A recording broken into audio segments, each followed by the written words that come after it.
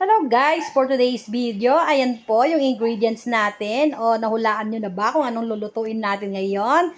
Yes mga B, magluluto po tayo ng Bicol Express. So ayan, mainit na yung ating kawali. Siyempre, magigisa na tayo, maglalagay tayo ng mantika.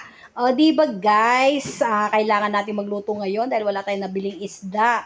So isusutay natin yung ating bawang. Yan, sa pasutay-sutay. O di ba guys?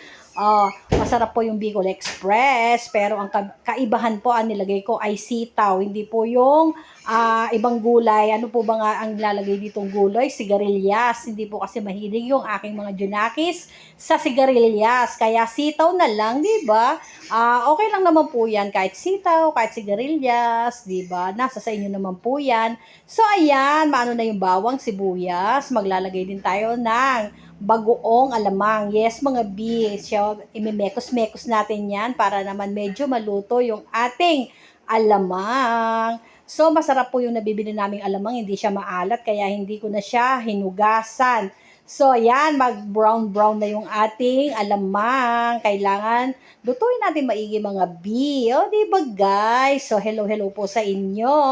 So, ito na nga, golden brown na lahat. Maglalagay na tayo ng karne. O, di ba guys?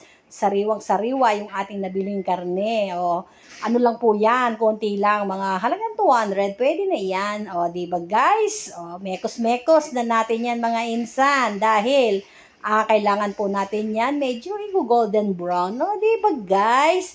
Ito po yung pangalawang gata. Diyan po natin siya palalambutin para naman palong-palo. O, syempre, kailangan natin takpan.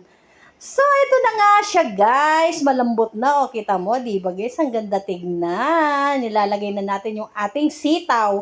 O, di ba?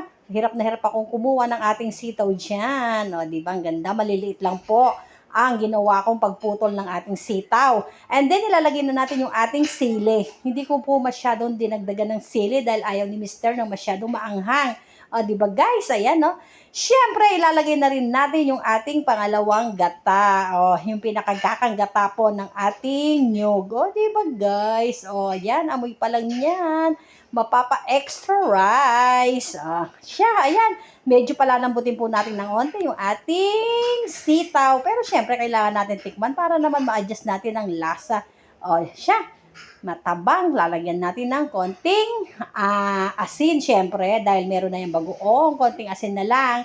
And then, maglalagay na tayo ng konting paminta. O, di ba guys? Optional lang naman yung paminta. Pero naglagay na rin tayo. Tatakpan po muna natin yan para maluto naman ang ating sitaw. Half cook lang naman po mga B. Kailangan ng ating sitaw para naman may lutong-lutong yung gulay. O, di ba guys? Ayan, takpan po muna natin guys. Ayan, final viewing ng ating Bicol Express. O, di ba guys? Ang lapot na yan. Kaya naman, kakain na tayo mga guys. Thanks for watching dahil nakaluto na naman tayo ng isang dish na simple pero kumakagat-kagat. O, di ba guys? Bye-bye!